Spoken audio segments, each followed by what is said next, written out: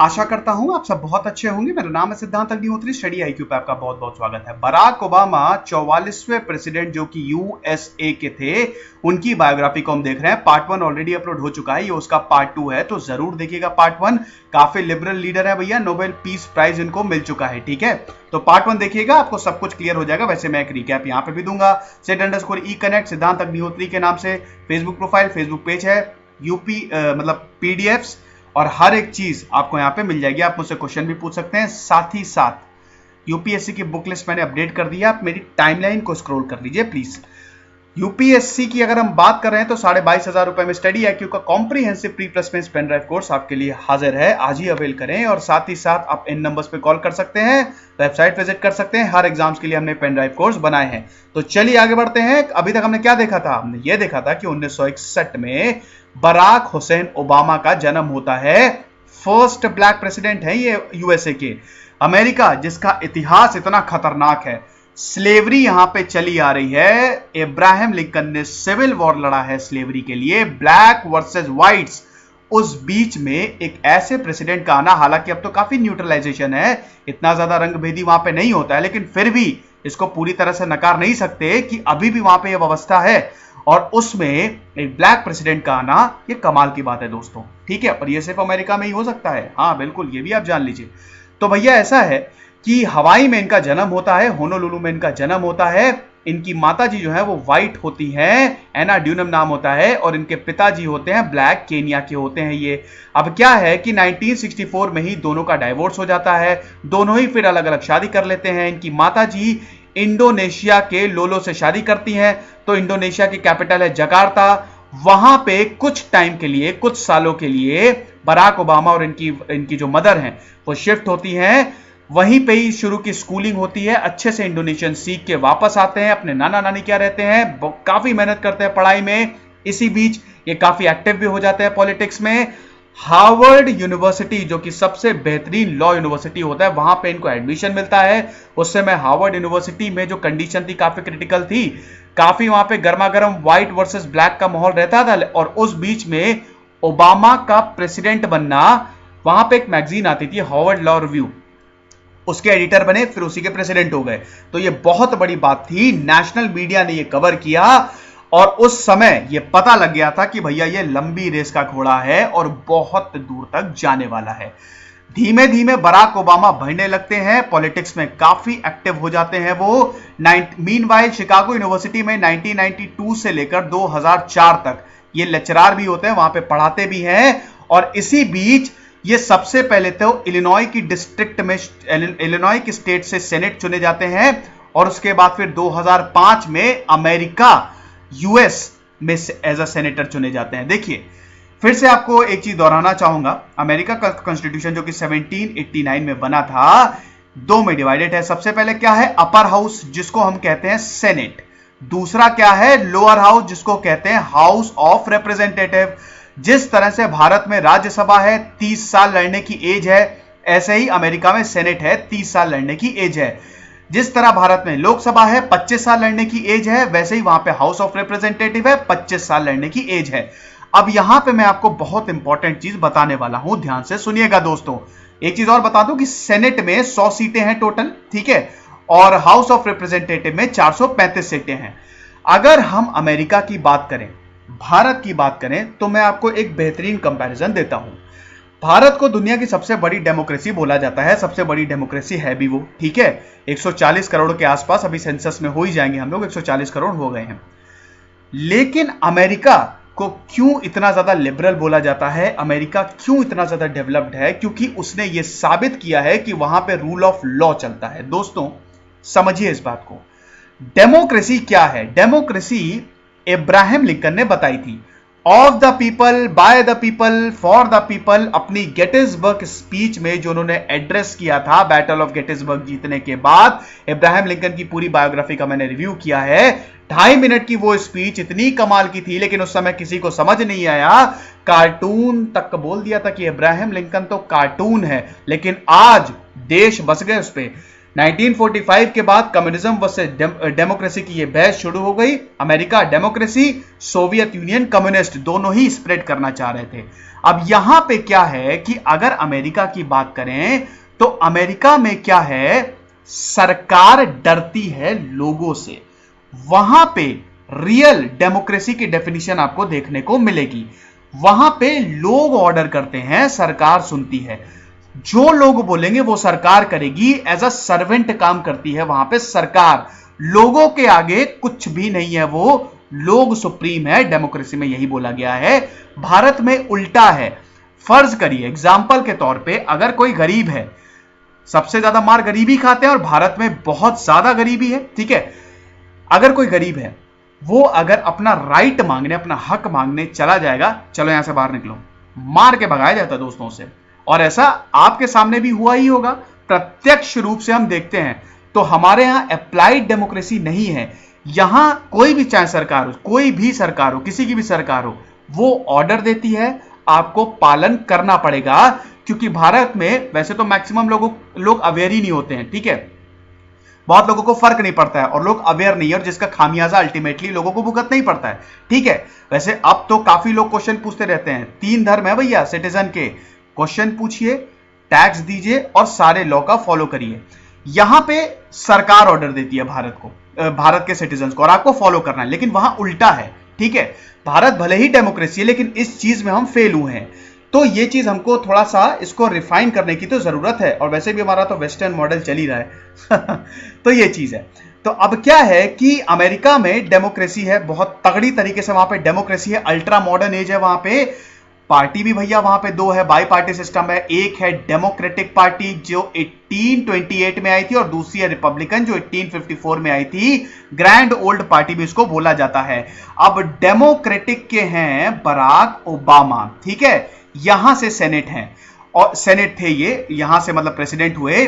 और रिपब्लिकन के हैं आपके डोनाल्ड ट्रंप और जॉर्ज डब्ल्यू बुश, ठीक है। तो अब क्या है कि जब 2005 में सिलेक्ट हुए, उसके बाद इन्होंने अनाउंस किया 2007-2008 में कि मैं प्रेसिडेंट की दौड़ पे अब शामिल होने वाला हूं, हल्ला मच गया। अब यहां पे 2 चीजें हैं दोस्तों, ध्यान से सुनिएगा, फिर से बता रहा हूं। डेमोक्रेटिक पार्टी है, बराक ओबामा ने अनाउंस कर दिया है। वहां पे और भी तो लोग हैं ना जो इस रेस में बहुत आगे हैं। इसमें सबसे बड़ी थी हिलेरी क्लिंटन। काफी मतभेद होते थे भैया, एक दूसरे पे आरोपों का दौर ऐसा चला है वहां पे बराक ओबामा और हिलेरी क्लिंटन के बीच की क्या बताएं। हिलेरी क्लिंटन जो है वो बिल क्लिंटन की बीवी है। बिल क्लिंटन काफी उनको सपोर्ट कर रहे थे, हिलेरी क्लिंटन अपने आप को सपोर्ट कर रही थी, ओबामा को पार्टी वाले सपोर्ट कर रहे थे, लेकिन अल्टीमेटली ओबामा जीते। अब अगली पार्टी का क्या, रिपब्लिकन। रिपब्लिकन के जो कैंडिडेट थे, देशभक्त सेनेटर जॉन मैकेन, जो मिलिट्री में भी रह चुके थे, इनका पूरा परिवार ही मिलिट्री में था, इनके दादाजी वर्ल्ड वॉर 2 में एज अ हीरो इमर्ज हुए थे। तो जॉन मैकेन जो हैं वो रिपब्लिकन कैंडिडेट थे। हराना इतना आसान नहीं था, लेकिन जैसी बराक ओबामा की कंडीशन थी हिलेरी क्लिंटन के साथ, जॉन मैकेन की जॉर्ज डब्ल्यू बुश के साथ कंडीशन थी। जॉर्ज डब्ल्यू बुश भी भैया रिपब्लिकन थे। एक चीज बताना चाहता हूं जॉर्ज डब्ल्यू बुश के बारे में, अब किसी की सुनते नहीं थे, अपनी सुनते थे, ठीक है। बहुत बुरी हालत कर दी थी, जो इनका मन था। जॉर्ज डब्ल्यू बुश हर चीज में टांग अड़ाने वाले प्रेसिडेंट थे जॉर्ज डब्ल्यू बुश। कुछ भी हो रहा है जॉर्ज डब्ल्यू बुश घुसेंगे ही उसमें, अपनी सेना भेजेंगे ही। पलीता सुलगाने वाले पूरी दुनिया में ये इंसान था जॉर्ज वॉकर बुश, ठीक है। मतभेद थे जॉन मैकेन और जॉर्ज वॉकर बुश में भयंकर तरीके से, इसको भी सॉल्व किया गया, फिर जॉन मैकेन को आगे लाया गया, लेकिन अल्टीमेटली जीता कौन, मिस्टर प्रेसिडेंट। किसने बोला था ये भैया, आपको पता है जब अमेरिका को आजादी मिली थी किसने दिलाई थी? उनकी बायोग्राफी का रिव्यू किया है मैंने, जॉर्ज वॉशिंगटन और भी बहुत ज्यादा लोग थे, बेंजामिन फ्रैंकलिन की भी बायोग्राफी का रिव्यू किया है। तो उस समय ये बोला गया था उनको कि आप क्या एड्रेस करना, हम आपको किससे एड्रेस करें, आपको महामहिम बोले, आपको राजा बोले, तो उन्होंने कहा आप मुझे बस मिस्टर प्रेसिडेंट कहिए। जॉर्ज वॉशिंगटन जो कि पहले प्रेसिडेंट थे, ठीक है। तो अब मिस्टर प्रेसिडेंट हो गए बराक ओबामा। बराक ओबामा के पास ताकत आ गई, कंपटीशन लेकिन अच्छा खासा था। मैकेन को 45%, ओबामा को 52%। ओबामा जीत गए थे 2009 में, वो फिर पावर में आ गए थे, 2 टर्म के लिए गए थे। वैसे भी अमेरिका में एक प्रेसिडेंट जो है वो 2 टर्म के लिए लड़ सकता है, 8 साल। क्या कमाल के आप लोगों ने जवाब दिए हैं, मजा आ जाती है यूट्यूब पे कमेंट्स देख के, इतना अच्छा लगता है कि कितनी बेहतरीन नॉलेज है आप सबकी, बहुत बढ़िया। ठीक है, तो 8 साल तक यानी कि 2 टर्म के लिए, 4-4 साल के लिए, इसके बाद आप नहीं लड़ सकते अमेरिका में। ठीक है, तो यहां पे 2009 से टोटल 2017 तक इनका पूरा टेन्योर था। हाँ, 2013 में, 2012 में इलेक्शन हुए थे और उसमें भी ये जीते। ठीक है, जो विरोधी थे वो मिट रोमनी रिपब्लिकन के थे और उनको भी हराया, गवर्नर थे वो मैसाचुसेट्स के। तो आप देख लीजिए विक्ट्री मैप है ये टोटल 50 स्टेट्स का। लाल में है मैकेन, नीले में है ओबामा, ओबामा जीते। ठीक है, नीला तिरंगा फहर गया। Yes we can, it begins with us. अगले टर्म के लिए गए और अगले टर्म में इन्होंने मिट रोमनी को हराया। ठीक है, तो मिट रोमनी भी रिपब्लिकन थे, तो यानी कि ओबामा का जो वर्चस्व था वो आगे बढ़ता गया, दूसरी बार पावर में आया। देखिए दोस्तों, हमको सरकारों को, अच्छी सरकारों को थोड़ा टाइम देना चाहिए। ठीक है, अपनी पॉलिसीज इंप्लीमेंट करने का उनको टाइम चाहिए। तो यहां पे ओबामा को टाइम मिला, अच्छा खासा उन्होंने टाइम लिया। अब बराक ओबामा की अगर हम पॉलिसीज की बात करें तो कमाल की उनकी पॉलिसीज थी। उनका जो एम था, बच्चों को एम करो, जितने भी बच्चे हैं उनको सबसे पहले इंश्योरेंस कवर दो। ओबामा केयर से निकला है मोदी केयर, जो कि यहां पे इस समय हेल्थ पॉलिसी चलाई जा रही है। गरीबों, इससे फायदा क्या होता है दोस्तों, गरीब होना अभिशाप नहीं है। आप मेहनत करके पैसे कमा के गरीबी से लड़ सकते हैं, लेकिन अगर कोई गरीब बीमार हो जाए वो एक अभिशाप है। वो तो वही बर्बाद हो गया, उसकी सारी जमा पूंजी वही लग गई, तो आप करेंगे क्या, कुछ नहीं कर सकते। वो रातों रात लुट जाएगा, मर जाएगा, सुसाइड कर लेगा। इसके लिए सरकार को एक बेहतरीन हेल्थ सिस्टम बनाना है। अब भैया हमने पूरा वेस्टर्न मॉडल फॉलो किया है, हिंदुइज्म के लेक्चर में मैं समझाऊंगा। बहुत सारे नेता ये कहते कहते थक गए कि भैया ऐसा मत करो, लेकिन हम वेस्टर्नाइज हो गए और पूरी तरह से कबाड़ा इस समय होकर रखा है। दोस्तों आपसे तो कुछ छुपा ही नहीं है, देख ही सकते हैं ना कि सरकारी स्कूलों का क्या हाल है, पुलिस का क्या हाल है। ठीक है, तो ये चीज यहां पे है। अब क्या है कि बराक ओबामा को ये अच्छे से मालूम था कि किस तरह से पॉवर्टी को हैंडल करना है। ऐसा नहीं है कि अमेरिका में गरीब नहीं है, बहुत लोग बोलते हैं कि अमेरिका में गरीबी नहीं है, ऐसा बिल्कुल नहीं है। अमेरिका में अच्छे से खासे गरीब हैं। 4 मिलियन लोग बच्चों को सीधा सीधा हेल्थ केयर सिस्टम में लाओ, इंश्योर्ड करो। कल को ये बीमार पड़ जाए तो सरकार पैसा देगी पूरे के पूरे इलाज का। इसको बोला गया state children health insurance programme, और बाद में ये बहुत बड़े तौर पे पूरे अमेरिका में चलाया गया, जिसको ओबामा केयर भी बोला गया। ठीक है, तो अब क्या है कि 44वें जब इन्होंने एज अ 44th प्रेसिडेंट जब इन्होंने ओथ ली, तब शुरू में तो इनकी पॉलिसी जो थी वो जो भी इन्होंने एक्ट पास किए वो ठीक ठाक थे, लेकिन धीमे धीमे इन्होंने स्पीड पकड़ी। बच्चे सीधा सीधा उनको बेनिफिट देने की बात कही गई, गरीबों को बेनिफिट देने की बात कही गई। एलजीबीटीज के हमेशा ये एलजीबीटीज के राइट्स के लिए हमेशा ये पक्ष में रहते थे। भारत में काफी विवाद हो रहा है। ठीक है, लेस्बियन, गे, ट्रांसजेंडर्स और बाइसेक्सुअल, एलजीबीटी, इनके पक्ष में ये रहते थे और इन्होंने काफी लॉ भी इसके खिलाफ इसके लिए पास किया, जो कि अमेरिका में पहले ये प्रतिद्वंदित था, मतलब बैंड था ये। ठीक है, कि आप जो है अगर आप इनमें से हैं तो आप आर्मी में सर्व नहीं कर सकते। बाद में ओबामा आए तो इन्होंने इसको हटा लिया। ठीक है, अब क्या है कि ओबामा ने वुमेन एम्पावरमेंट को भी काफी ज्यादा इन्होंने बल दिया, इनोवेशन में भी बहुत ज्यादा बल दिया। नासा में बोला कि आप जितना हो सके बढ़िया से बढ़िया इन्वेशन कीजिए, इलेक्ट्रिक कार चलनी चाहिए। मैंने एलॉन मस्क की बायोग्राफी का रिव्यू किया है, कमाल का भैया लड़का है, क्या क्या बना देता है वो तो देखिएगा। टेस्ला एक कंपनी है जो इलेक्ट्रिक कार्स बनाती है, एनवायरमेंट फ्रेंडली कार होती है वो, बहुत ज्यादा स्पीड नहीं होती इस कार की, लेकिन वो इलेक्ट्रिसिटी पे चलती है, फ्यूल बचता है। फ्यूल बचेगा तो क्या होगा, हाइड्रोकार्बन है ना पेट्रोल में, पॉल्यूशन होगा ना कार्बन की वजह से, ग्लोबल वार्मिंग होगी, सब कुछ पिघलेगा और हम डूब जाएंगे। अभी तो नहीं डूबेंगे, लेकिन पॉल्यूशन को कंट्रोल करना बहुत जरूरी है। ठीक है, तो उन्होंने बोला एनवायरमेंट में काफी एक्टिव रहते थे ये, जो भी फैक्ट्री जितना पॉल्यूशन होता था उसके लिए भी इन्होंने काफी सख्त कदम उठाए थे। तो भैया ऐसा है, तो इन्होंने बोला कि इसको कंट्रोल करो, इनोवेट करो जितना हो सके, टैक्स में थोड़ा सा रिबेट दो, अनएम्प्लॉयमेंट को घटाओ, शायद सबसे बेहतरीन चीज है। दोस्तों मैं एक चीज बताना चाहूंगा, आप देख सकते हैं ये एक बहुत ही बेहतरीन ग्राफ है। ये दिखाता है कि 2016 तक किस तरह से अनएम्प्लॉयमेंट घटा है। देखिए पहले तो बड़ा, देखिए दोस्तों एक चीज बताना चाहूंगा और यहीं पे मैं एक बहुत ही इंपॉर्टेंट कंसेप्ट समझा देता हूं डॉलर का, ठीक है। बहुत बच्चों ने मुझसे पूछा है, प्रशांत धवन सर का एक बेहतरीन वीडियो है, आप देख लीजिए कि why dollar is the most powerful currency. आपको सब कुछ पता चल जाएगा। फिलहाल मैं आपको समझा देता हूं एक्चुअली हुआ है क्या, ठीक है। डॉलर की हिस्ट्री में तो मैं नहीं जाऊंगा पूरी की पूरी कि किस तरह से उसको गोल्ड से लिंक किया गया, फिर उसको डी लिंक किया गया, लेकिन एक चीज समझाता हूं। देखिए हर देश ट्रेड करता है, ठीक है। ट्रेड करेगा, एक्सपोर्ट करेगा, इंपोर्ट करेगा, उस देश के पास होना चाहिए डॉलर, ठीक है। और भी करेंसीज है लेकिन डॉलर सबसे ज्यादा ताकतवर है। सारे देश क्या करते हैं, डॉलर में ट्रेड करते हैं।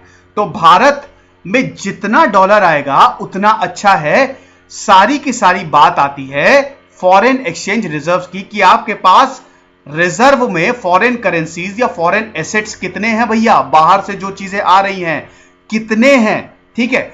आज हम देख रहे हैं रुपए 70 रुपए हो गया है एक डॉलर के मुकाबले। एक टाइम पे जब भारत आजाद हुआ था एक डॉलर 1 रुपए के बराबर था, ठीक है। अब वो पूरी हिस्ट्री है, उस पर मैं फिलहाल नहीं जाऊंगा, एक दिन मैं सेपरेट वीडियो बना के उसको समझा दूंगा, ठीक है। अब क्या है कि आप जितना ज्यादा डॉलर देंगे, ठीक है, उतनी आप जितना ज्यादा आपका फॉरेन एक्सचेंज रिजर्व घटेगा उतनी आपकी वैल्यू कम होती जाएगी।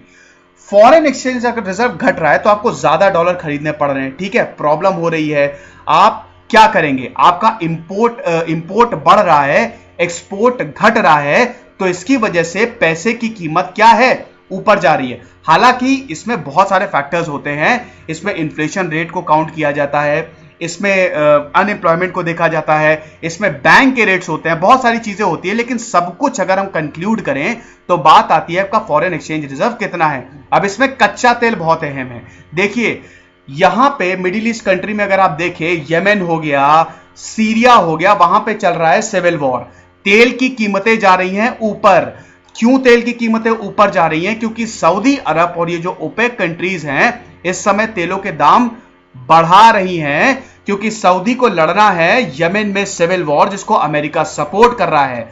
पैसे चाहिए, कहां से पैसे, तेल है ना, तेल के दाम को ऊपर करो, भारत खरीदेगा वहां से तेल। अब भारत अगर वहां से तेल खरीद रहा है तो वो ज्यादा डॉलर देगा, भारत क्या होगा, फिर डॉलर की कीमतें क्या होगी, अल्टीमेटली जब यहां पे कमी हो रही है तो डॉलर ऊपर जाएगा, उसकी वैल्यू बढ़ेगी। तो इस तरह से भारत का फॉरेन एक्सचेंज रिजर्व कम होगा, और जहां कम हुआ वहां पे फिर जो एक्सचेंज रेट्स हैं या जो डॉलर और रुपए की कीमत है, रुपए की कीमत घटती जाती है, डॉलर की कीमत बढ़ती जाती है। Ultimately it all depends on your export and import. तो ये चीज है, ठीक है। इस तरह से अमेरिका बहुत ज्यादा पावरफुल नेशन है। अब डॉलर बहुत सारे तरीके से आता है, इसीलिए तो भैया एफडीआई बहुत ज्यादा प्रेफरेबल है। जितने लोग भारत में इन्वेस्ट करेंगे, स्पेशली जो फॉरेन कंपनीज हैं, फॉरेन इन्वेस्टर्स हैं, ठीक है, एफपीआई जिनको हम बोलते हैं, जितना ज्यादा डॉलर आएगा बाहर से, जितने ज्यादा फॉरेन एसेट्स आएंगे, ये हमारे लिए बहुत अच्छा है, इससे रुपए की कीमतें कम जाएगी। लेकिन जितना ज्यादा हम ट्रेड करेंगे, ठीक है, उतना ज्यादा प्रॉब्लम होगी, ठीक है। आई मीन जितना ज्यादा हम डॉलर अपना मतलब फॉरेन एक्सचेंज रिजर्व को डिप्लीट करते जाएंगे। तो आई होप ये बात आपको समझ में आएगी। इसकी वजह से अमेरिका जो है वो पूरी दुनिया का पापा बने बैठा हुआ है, पूरी दुनिया का बाप बने बैठा हुआ है, और अपनी हर वक्त अपनी चलाता रहता है, क्योंकि कोई और करेंसी इतनी पावरफुल है ही नहीं जितनी ज्यादा डॉलर है, ठीक है। अब क्या है कि ओबामा जो है उन्होंने काफी ज्यादा इकोनॉमिक रिफॉर्म्स लाए, बजट डेफिसिट को कम किया जाए, ठीक है, डेफिसिट को कम किया जाए। हालांकि उतना ज्यादा सफल नहीं हो पाए वो। अनएम्प्लॉयमेंट लेकिन इन्होंने बहुत ही जबरदस्त तरीके से घटाया। एक बहुत खतरनाक चीज हो गई थी जिसकी चपेट में पूरी दुनिया आ गई थी। आइसलैंड रातों रात बैंकरप्ट हो गया था। भारत का एक बैंक आईसीआईसी पे भी गाज गिर गई थी कि यह भी कहीं ना बंद हो जाए। 2007 का यूएस रिसेशन, मेरा एक डिटेल्ड सेशन है यूएस रिसेशन पे, बिल्कुल, हम इकोनॉमिक्स बहुत अच्छा पढ़ाते हैं, आप जरूर देखिएगा, आपको सब कुछ समझ में आ जाएगा। यूएस रिसेशन आया, यहां पे सबके हाथ पांव ठंडे हो गए। अमेरिका को एक छींक आ जाती है ना, तो यहां पे सबके हाथ पांव ठंडे हो जाते हैं, ठीक है। उसकी वजह से अनएम्प्लॉयमेंट बहुत ज्यादा ऊपर गया। यूएस रिसेशन में पूरी तरह से इकोनॉमी जो थी वो बैठ गई थी। इतना भयानक तरीके से कंफ्यूजन क्रिएट हुआ था, काफी कॉम्प्लेक्स टॉपिक है। बेसिकली हुआ क्या था कि यहां पे इतने ज्यादा लोन बांट दिए गए थे इन्वेस्टमेंट बैंकिंग, इंश्योरेंस और बैंकिंग सेक्टर को आपस में मिला दिया गया था भैया। ये कभी नहीं होना चाहिए, बहुत ही खतरनाक कॉम्बिनेशन है। अमेरिका में इनको मिला दिया था और जब ऐसा हुआ, जब इस तरह से इनको मिलाया गया तो यहां पे भयंकर तरीके से अमेरिका की इकोनॉमी बैठ गई। तो ओबामा के लिए सबसे बड़ा चैलेंज तो यह था कि किसी तरह इसको उठाएं, अमेरिका की इकोनॉमी को उठाएं। तो इन्होंने काफी ज्यादा इकोनॉमिक रिफॉर्म्स लेके आए, ठीक है, और अनएम्प्लॉयमेंट जनरेशन के लिए काफी कुछ लेके आए, जिसमें एक बहुत इंपॉर्टेंट एक्ट था जॉब क्रिएशन एक्ट जो 2010 में लाया गया। फिर पब्लिक और प्राइवेट इन्वेस्टमेंट को काफी ज्यादा बढ़ावा दिया गया। इसी रिसेशन के चलते ओबामा ने बोला कि हम हर साल 787 बिलियन डॉलर, काफी अच्छा खासा ये है, इसमें इतना हम पंप करेंगे अमेरिकन रिकवरी और रीइन्वेस्टमेंट एक्ट द्वारा, ठीक है। तो इनके जो क्या कहते हैं इकोनॉमिक रिफॉर्म्स है वो भी बहुत ही अच्छे से चले और इकोनॉमी को काफी हद तक स्टेबलाइज उन्होंने किया। अनएम्प्लॉयमेंट को इन्होंने कम किया और एम्प्लॉयमेंट को बढ़ावा दिया, ठीक है। तो ये चीज है। तो कहने का मतलब ये कि इनकी पॉलिसीज ओवरऑल बहुत अच्छी थी। और अगर हेल्थ पॉलिसी की बात करें तो जैसा कि मैंने कहा, सबसे इंपॉर्टेंट 21 मार्च को जो ये protection act, patient protection and affordable care, ACA, जिसको ओबामा केयर भी बोला जाता है, ये बहुत ही ज्यादा जरूरी था। बहुत सारे बच्चों को, गरीब जो है, गरीब जनता है, उनको इस एक्ट के अंदर लाया गया। आपका जो भी खर्चा होगा सरकार पीछे है, परेशान होने की जरूरत नहीं है, ठीक है। 900 बिलियन डॉलर का प्लान था अगले 10 ईयर में। वहां पे क्या होता था अमेरिका में कि काफी पैसा रहता था, इन्वेस्टमेंट इतना नहीं होता था, लेकिन ओबामा जब आए उन्होंने देखा, उन्होंने इन्वेस्टमेंट करना चालू कर दिया, ठीक है। फॉरेन अगर पॉलिसी की बात करें दोस्तों, तो इनकी फॉरेन पॉलिसी बहुत ही बढ़िया थी, बेहतरीन थी। इन्होंने हर किसी से फ्रेंडली रिलेशन करने चाहे, फिर वो चाहे इजराइल, वैसे तो अमेरिका के हमेशा सपोर्ट में रहा है, लेकिन ओबामा ने बोला कि आप एम्बेसी, जो वहां पे इतना ज्यादा इशू चल रहा था और अभी उन्होंने एम्बेसी शिफ्ट भी कर दी, आप एम्बेसी शिफ्ट नहीं करेंगे। उन्होंने मतलब इस चीज के लिए सवाल उठाए थे।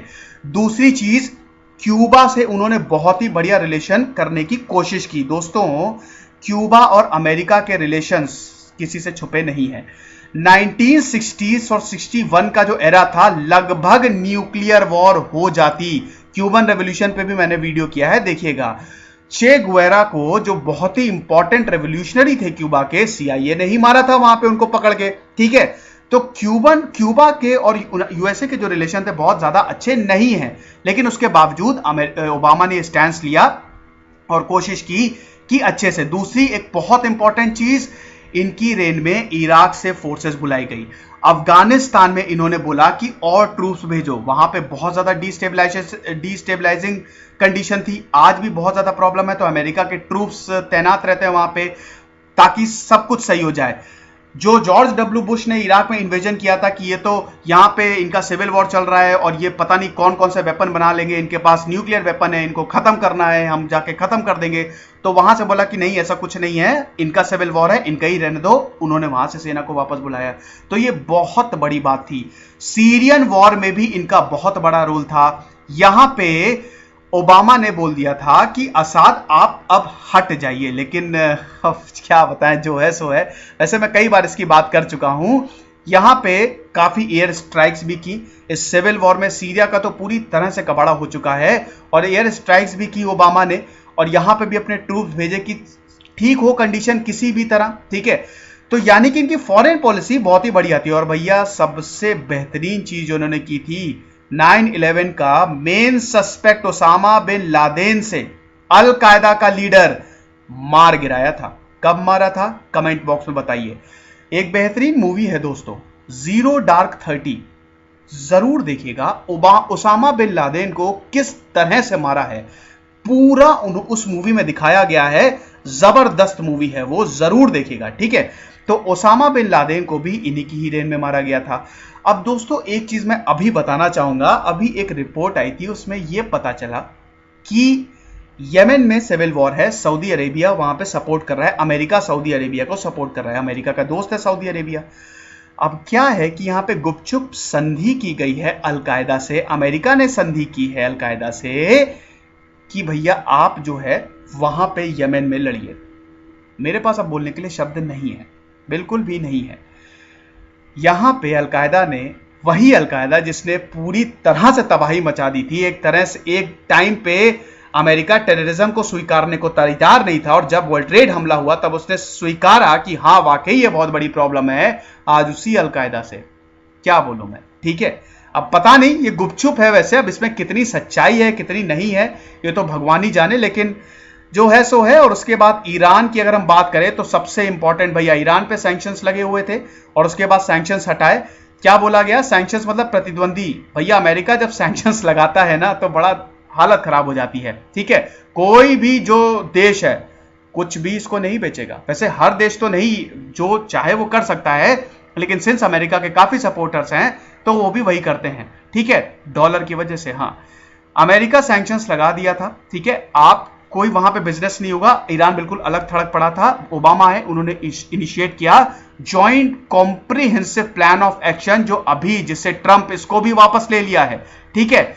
उन्होंने बोला हम सैंक्शंस हटा रहे हैं, बदले में आपको क्या करना है, आपको अपने सारे न्यूक्लियर वेपन्स, सारे वेपन्स डिस्ट्रॉय करने हैं, ठीक है।